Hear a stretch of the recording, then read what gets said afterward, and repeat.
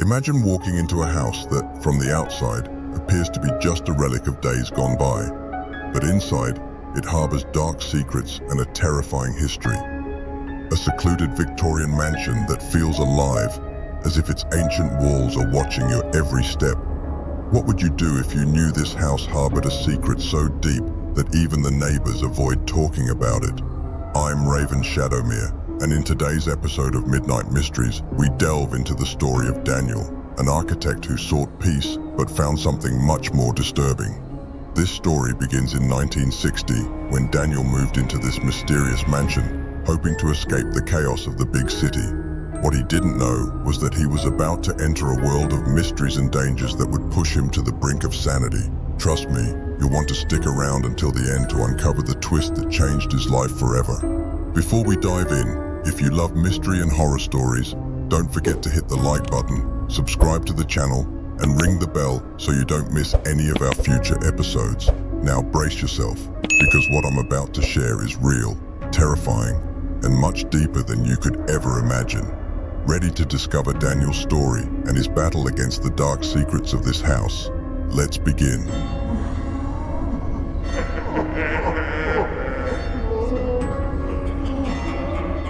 From the series True Scary Stories from Reddit. As soon as I stepped onto the stone sidewalk of the old Victorian mansion, a mix of excitement and apprehension took hold of me. The house, with its arched windows and adorned balconies, seemed to watch me, as if it had its own soul. The centuries-old trees surrounding it whispered secrets in a soft yet unsettling tone. I was determined to start a new phase in my life, away from the hustle and bustle of the big city, and this place, while carrying an aura of mystery, was exactly what I needed. As I unloaded the boxes from my car, I noticed the neighbors watching me with suspicious glances. A group of elderly women, sitting in rocking chairs in front of a nearby house, whispered among themselves, casting furtive looks my way. It was evident that the house had a reputation. "Did you hear? He bought the house," one of them said with a tone of astonishment. Another neighbor, a robust-looking man, approached and said, "Be careful with that house, kid. There are things that can't be explained." "I'm just an architect seeking peace, sir," I replied, trying to sound confident, but the unease in my stomach was undeniable. He merely shook his head, as if wanting to warn me about something I didn't yet understand. Once I finished unloading and closed the door behind me, a strange sensation enveloped the atmosphere. The interior of the house was as grand as I remembered, but the smell of mold and the accumulated dust seemed to tell stories of a dark past. My heart raced as I explored each room, as if I were being watched. The wooden floor creaked beneath my feet, and sunlight filtered through the dusty curtains, creating shadows that danced on the walls. After a tiring day, I decided it was time to rest. The silence of the house was almost deafening. As night fell, a feeling of discomfort settled in. What should have been a tranquil refuge now felt more like a trap. As I lay in bed, I tried to ignore the thuds and whispers that seemed to come from upstairs. Just the old walls, I thought, trying to convince myself. However, the feeling that something was wrong wouldn't let me be. That first night was marked by nightmares and a constant restlessness. I woke at intervals, hearing light footsteps upstairs, as if someone was moving about. "It's just the wind," I murmured to myself, but the presence I felt was much more palpable. A sense of oppression enveloped the house, as if the walls were breathing, laden with untold stories. The next morning, I couldn't shake what I had felt. Breakfast became an automatic routine as my gaze wandered through the house. I decided I needed to explore the attic. Something was pulling me there, as if answers awaited discovery. I climbed the dusty stairs, pushing open the attic door, which creaked ominously. The air inside was thick, and a layer of dust covered everything. With some effort, I managed to open a window that let light in, illuminating a space filled with old, deteriorating objects. The place resembled a personal mausoleum, holding secrets of a forgotten past. My gaze landed on a worn wooden box. With trembling hands, I opened it and found a variety of strange items. candles, amulets, and a diary, which immediately caught my attention. The pages were yellowed and worn, but still legible. As I leafed through them, I found accounts of a ritual that had taken place in that house. A tragic fire, I read aloud, feeling a chill run down my spine. With every line, the sense that something was deeply wrong intensified. I had moved into a house that was not only old, but carried the weight of tragedies and mysteries, and I was determined to uncover it all. With the diary in hand, a new chapter of my life was opening, and I didn't know if I was prepared for what was to come. The sunlight filtered timidly through the dusty windows of my new home, and I felt uneasy, as if the atmosphere was charged with unspoken secrets. After discovering the diary in the attic, curiosity consumed me. I needed to understand what had truly happened there. So, I decided to seek out Sarah, my historian neighbor, hoping she could shed light on the shadows surrounding the house's history. I knocked on Sarah's door, and after a few moments, she appeared with a welcoming smile, but her eyes seemed to reflect silent concern. "Daniel, good to see you. What brings you here?" she asked, gesturing for me to come in. "I found something in the attic and wanted to know more about what happened in this house. I heard you mention a cult and some tragedies. Could you help me?" I asked, trying to hide the anxiety in my voice. Sarah hesitated for a moment, looking down as if weighing her words. Finally, she led me to a small room filled with books and documents. "Sure, let's see what we can find." "The history of the house is dark," she said, sitting at the table and beginning to flip through some yellowed pages. "What do you know about the cult?" I asked, watching as her fingers delicately glided over the letters. "The cult that performed rituals here was known for seeking power and immortality. They believed that by sacrificing innocent lives, they could achieve a higher state of existence. What happened was not just a tragedy, it was a massacre. The house, well, many believe that the souls of the victims still wander here," she replied, looking at me with a grave expression. "That's horrible," I exclaimed, the image of innocent victims beginning to form in my mind. "Do you believe this is still happening, that the souls are trapped here?" "I don't know, Daniel, but the stories surrounding the house are as old as the walls themselves. People whisper about apparitions and voices. It's as if the house is alive, shrouded in a cloud of pain and loss," Sarah said, her hands trembling slightly. A heavy silence settled between us, and the only sound was the wind rustling through the treetops outside. The feeling that we were being watched began to disturb me. "Have you ever felt anything? Any presence?" I asked, my voice barely a whisper. "A few times, yes, but I always thought they were just stories told by those who lived here before me," she replied, looking away. We decided to investigate the city records. We spent hours in an old library, surrounded by dusty books and fragile documents. The smell of old paper and ink enveloped me as I tried to decipher the accounts of a past that seemed more like a legend than reality. "Look at this," Sarah exclaimed, pointing to a passage in a record. "It says here that the cult performed rituals on the night of the full moon. They believed that this was the only way to channel the energy needed for their objectives." "And what happened?" I asked, my curiosity intensifying. "A fire, a great fire that consumed the house and the lives of many who were inside. No one survived. The stories speak of screams and despair, and since then, the house has been marked by this tragedy," she said, her voice thick with emotion. With every word Sarah spoke, a chill ran down my spine. I couldn't stop thinking about how the diary had mentioned a ritual. What really happened on that fateful night? What did the lost souls desire now? "Daniel, are you okay?" Sarah asked, noticing my distant gaze. "I don't know, Sarah. It's all so intense. I feel like I'm getting involved in something I can't fully understand," I confessed, feeling the weight of the house's history pressing down on me. "Maybe we should go back and take a closer look. There might be more information in the house. Something that can help us understand what happened," she suggested, her eyes shining with the determination of a true researcher. Let's do it. I can't ignore what's happening here, not now that I'm already so involved. I replied, deciding that I wouldn't be just a spectator in this story anymore. I had to unravel the mysteries of the house, even if it meant facing the ghosts of the past. The atmosphere was heavy when I returned to the living room, where Sarah had already set everything up for the evocation session. The candles were arranged in a circle on the old wooden floor, casting dancing shadows on the walls.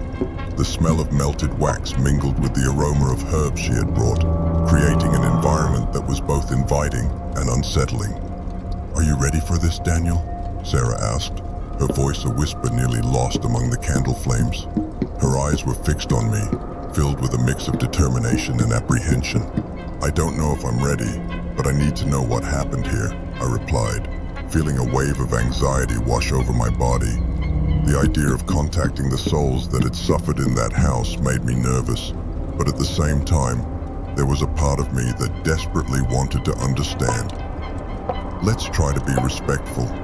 What happened here was horrific, and these souls deserve peace," she said, carefully lighting a candle. The fire illuminated her face, and I could see the seriousness in her eyes. We sat on the floor, facing each other, and began to concentrate our energies. Sarah held my hand, and I could feel the tremor in her fingers. "Let's start by calling the souls that need to be heard," she said, closing her eyes. "If there's anyone here who wishes to communicate, let them feel welcome." The silence that followed was almost deafening, as if the house was holding its breath. With each passing second, I felt a growing pressure in the air, as if the very space was stretching and twisting, ready to reveal something terrible. Then a soft whisper crossed the room. "Help us." The voice was a shadow, almost inaudible, but the sensation it provoked was like an electric shock. I looked at Sarah, who had her eyes wide open now. "Did you hear that?" I asked, my voice trembling with emotion. "Yes," she replied, her expression one of pure astonishment. "It seems like someone is trying to communicate. Ask what happened." "Who is here? What happened to you?" I shouted, the urgency in my voice cutting through the silence. As soon as the words left my mouth, the atmosphere seemed to change. A cold wind swept through the room, causing the candles to flicker violently. "We were betrayed," the voice whispered again, now clearer. "Fire, pain, vengeance. Vengeance? Vengeance from whom?" I asked, feeling a chill run down my spine. Whatever was present seemed increasingly restless, as if the souls were struggling to make themselves heard. He comes," the voice continued, laden with despair. At that moment, a shadow darted quickly across the room, and I saw it, a dark outline, an indistinct figure that seemed to writhe and twist, as if fighting against something invisible. "Sarah!" I shouted, standing up, but the lights began to flicker, and before I could comprehend, everything around us plunged into darkness. The sound of the wind intensified, as if a storm were forming inside the house. "Daniel, what's happening?" Sarah shouted, her voice echoing in the dark. I didn't know what to do, anxiety transforming into panic. The environment seemed to have a life of its own, and I was at the center of something I couldn't control. "We need to get out of here," I said, pulling her hand, but an invisible force held us in place. The shadowy figure approached, and I could feel its chilling presence, as if it were feeding off our fear. "We're losing control," Sarah exclaimed, her expression twisting in terror. "We must end the session." With a surge of determination, I decided we couldn't allow this to continue. "Souls, we hear you," I shouted, trying to connect with the energy I still felt. "We want to help, but we need you to manifest clearly." At that moment, the dark figure stopped, and a wave of energy swept through the room. The candles extinguished completely, leaving us in absolute darkness. The silence that followed was deafening, and a feeling of helplessness enveloped me. "Daniel," Sarah whispered, her hand gripping mine. "What have we done?" "I think we just awakened something we shouldn't have touched," I replied, my voice faltering as the darkness seemed to close in around us. I felt that, despite the panic, there was a powerful connection to the house, as if it were calling me, insisting I be part of something much greater than I could ever imagine. The visions began to intensify, each one more vivid than the last. I saw myself in a dark environment, the smell of smoke, and the echo of horrible screams invading my senses. The house was on fire, and I was a mere spectator, trapped in an endless cycle of past tragedies. Why am I seeing this? I thought as I tried to pull away from the scene. But it was as if something or someone was pulling me back, forcing me to witness the pain those souls had endured. In the most recent vision, a small child appeared with large, fearful eyes. Her face was familiar, but I couldn't identify where I knew that anguished expression from. "Help me," she pleaded, her voice echoing in my mind like a distant whisper that grew increasingly intense. I wanted to reach out, comfort her, but the heat of the flames seemed to bind me. "You need to understand the truth," she shouted before vanishing, leaving me alone in a sea of darkness. Waking from this nightmare was always a relief, but at the same time, it carried a weight that made me feel guilty.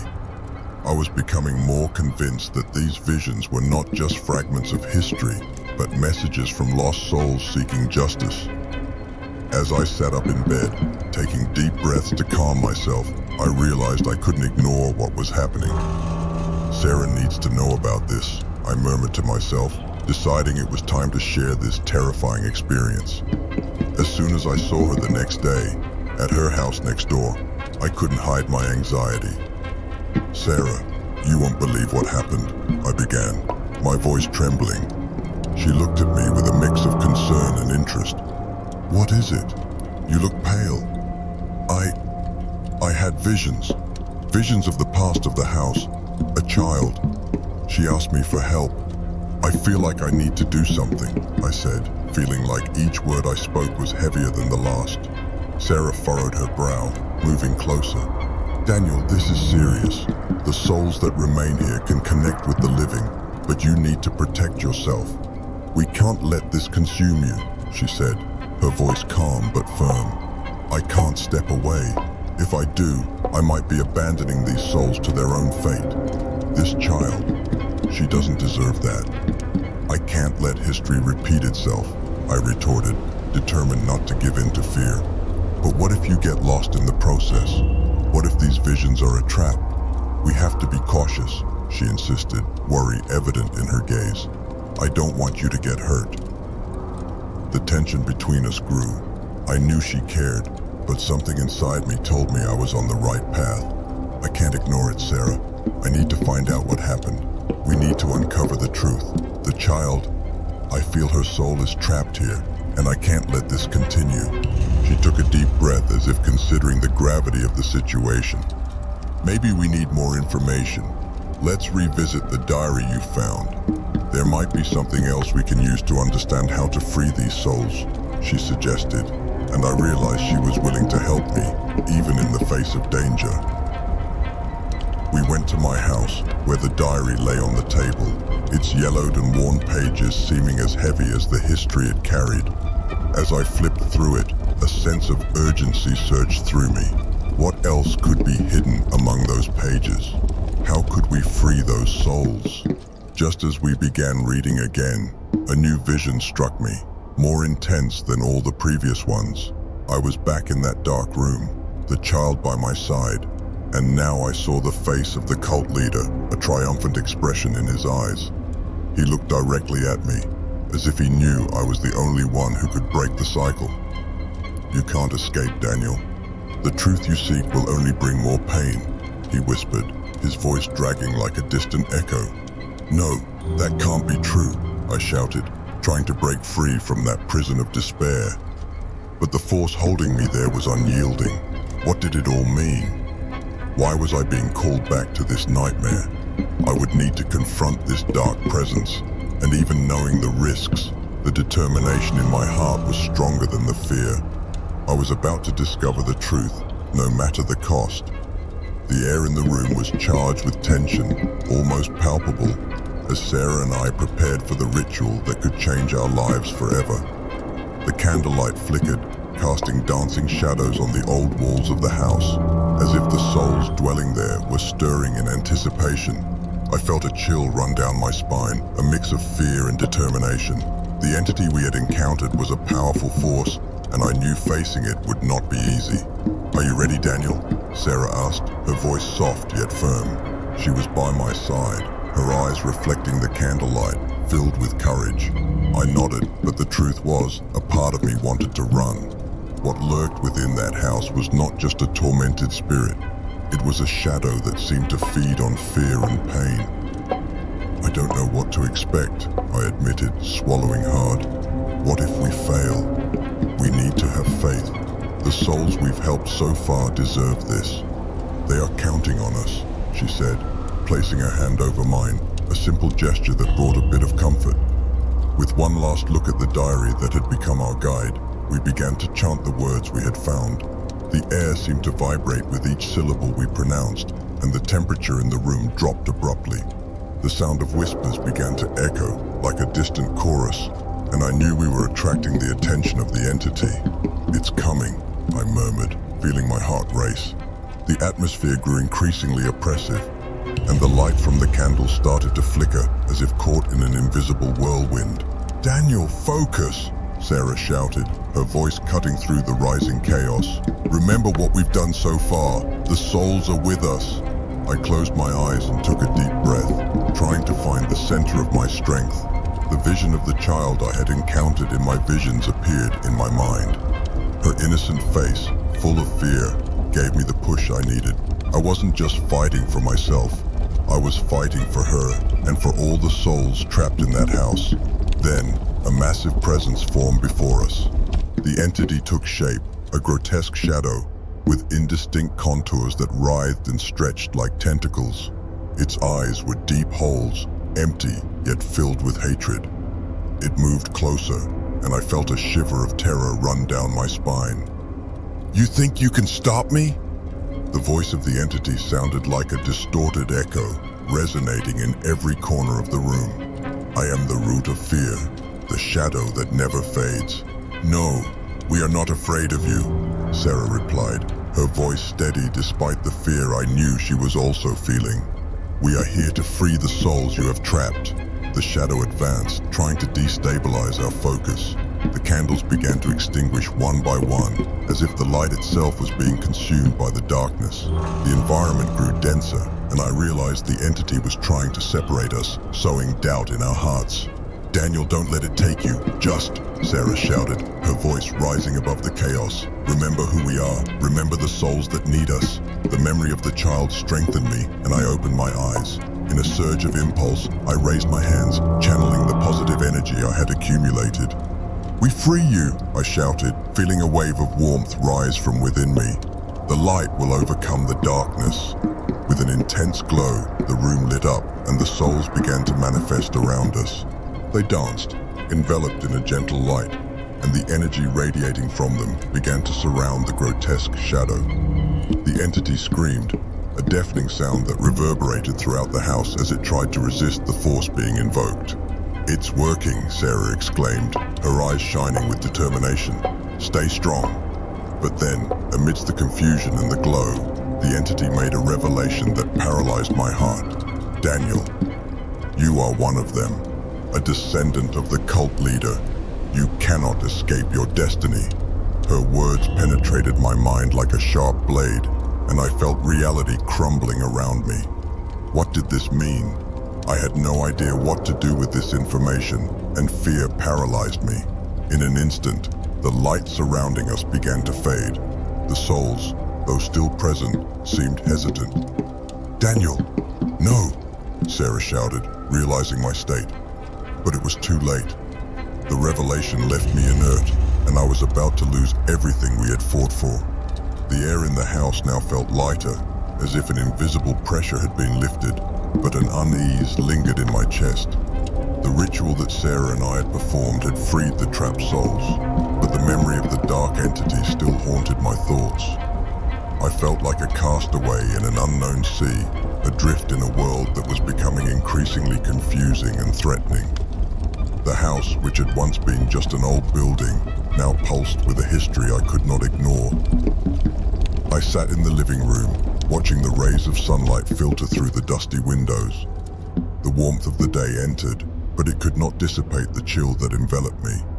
It was then that Sarah entered, holding a worn diary that seemed to have been hidden between the floorboards. Her face was pale, and I knew that the news she brought would not be good. "Daniel," she began hesitantly, "we found something. More." "More?" My heart raced. "What do you mean by that?" She sat down beside me, carefully opening the diary. "It's a diary that belonged to one of the cult members. It talks about a new ritual they were planning and, well, you are involved more deeply than we imagined." "How so?" My voice came out shakier than I wanted.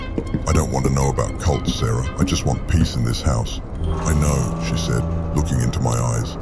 "But you are not just a descendant of their leader. You are considered the chosen one, Daniel.